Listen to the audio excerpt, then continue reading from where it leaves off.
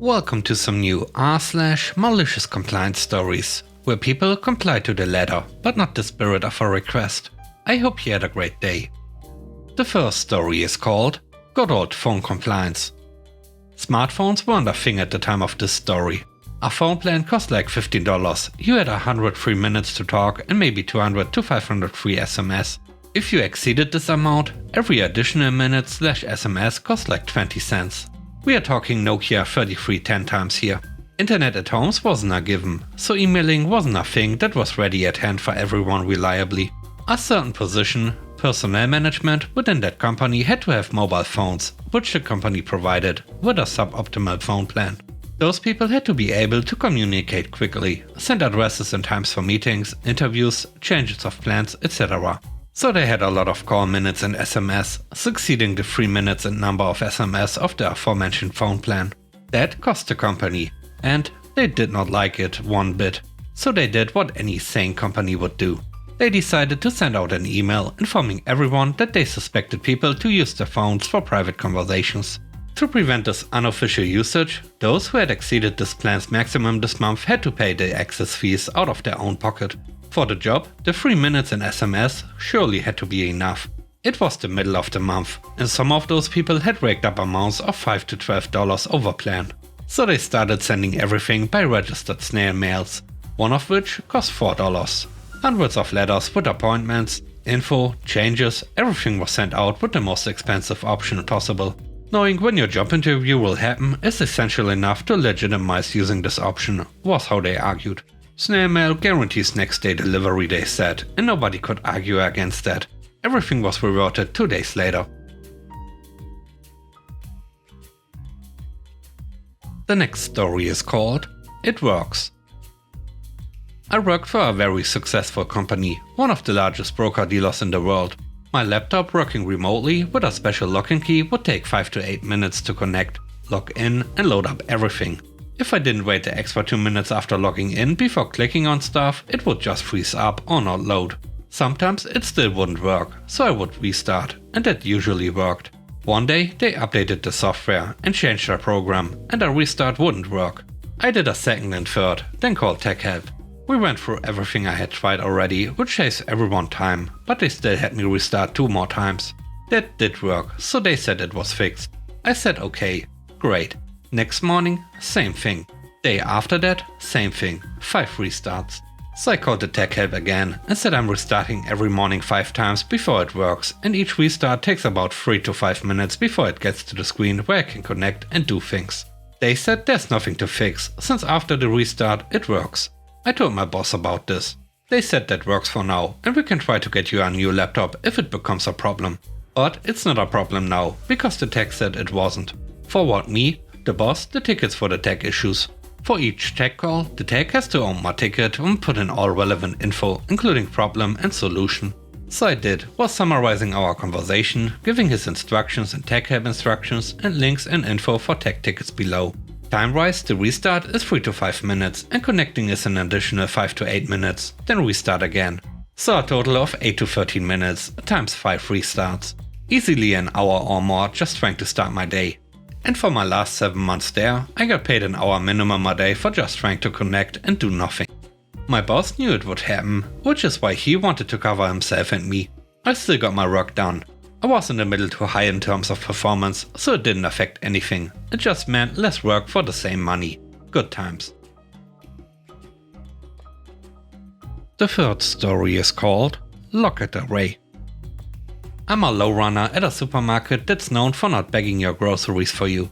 Due to reasons, I'm almost always on the till, so I'm experienced when it comes to the stupidity that is very common in my store's area. One thing I often do is offer customers a special trolley to help transport heavy/bulky items to and from their cars. These trolleys require the customer to temporarily hand over an ID card to the cashier as insurance, so they have to bring these relatively expensive trolleys back. Enter Karen. I don't even remember what she was buying, maybe an outside lounge or something of that. She was mad that I'd be taking her driver's license for 10 minutes.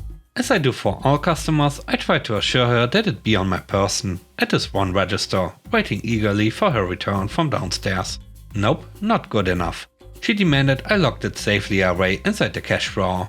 With a smile, I showed her as I placed her ID safely nested among the cash bills and my personal password-protected till. You know, the one that is physically impossible to open mid-transaction. Oh, did I mention that each transaction at this time of day took about 5 minutes at least? Lo and behold, Madame Karen returns with a fabled trolley, safe and sound. Unfortunately for her, I had just started a big sale. When she came to me, she had her palm extended and was ready to receive her favorite plastic card. I took the time to pause my scanning, turn to her with full attention, and explain to her that she would have to wait until I finished serving my current customer until she could get her precious Paul back. Honestly, looking back, I'm not sure who was more set off. Karen or the 12 people in my line who witnessed me stop doing my job just to reassure her that I was in fact doing my job as she specified. Regardless, Karen took note and let me finish the sale. I took extra care with this one to make sure no products fell over or got even the slightest bit wrinkled as I rung them up. Time consuming, yes, but isn't our job well done worth it? The last story is called Only One Room. Many years ago, I used to work for a company that did a lot of traveling. We are talking 12 to 20 hours a day in a truck with another guy, often for 5 to 10 days at a time.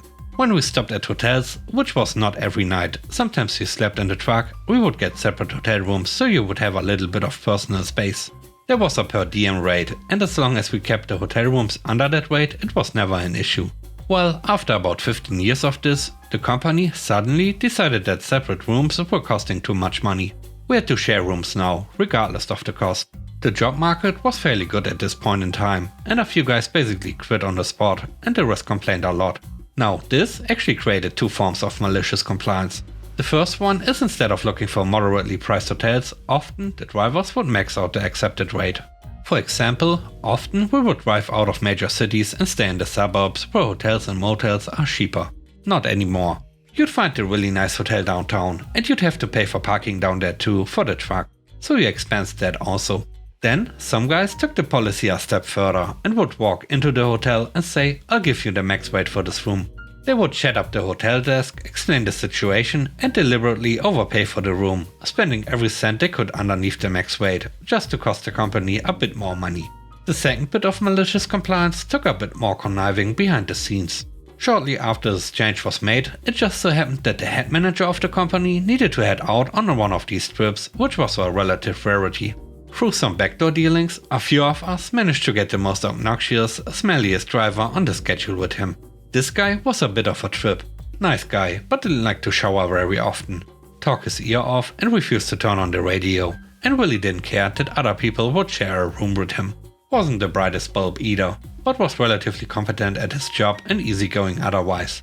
After sharing a hotel room with him for one night, the manager decided he needed his own hotel room. We made sure everyone in the company knew the manager would not even hack it for more than one day sharing a room.